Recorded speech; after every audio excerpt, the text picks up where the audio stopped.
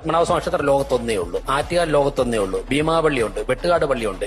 ഇതൊക്കെ കൂടെ കണക്ട് ചെയ്തുകൊണ്ട് last on medical tourism. Medical tourism ഒക്കെ നമുക്ക് ഒരു കുറഞ്ഞ ചെലവിൽ, ഇപ്പൊ UK US ഒക്കെ ആയിട്ട് താരതമ്യം വളരെ കുറഞ്ഞ ചെലവ് നമ്മൾ നല്ലൊരു package Sree Thiruvananthapuram institute of medical science, Rajiv Gandhi centre for biotechnology, RCC Thiruvananthapuram ഉദ്ഘാടനം ചെയ്ത medical college, panchakarma Ayurveda college, ഇതെല്ലാം കൂടെ കണക്ട് ചെയ്ത് ഒരുപാട് സ്വകാര്യ ഹോസ്പിറ്റലുണ്ട്. ക്ലബ് ചെയ്ത് കോർപ്പറേഷൻ ഇനിഷ്യേറ്റീവ് എക്സ്റ്റേണൽ അഫയേഴ്സ് മിനിസ്ട്രിയും യൂണിയൻ ഹെൽത്ത് മിനിസ്ട്രിയും ചേർന്നുകൊണ്ട് മെഡിക്കൽ ടൂറിസം പ്രൊമോട്ട് ചെയ്തു കഴിഞ്ഞാൽ അനന്തമായ സാധ്യത, എംപ്ലോയ്മെന്റ് ജനറേഷനും.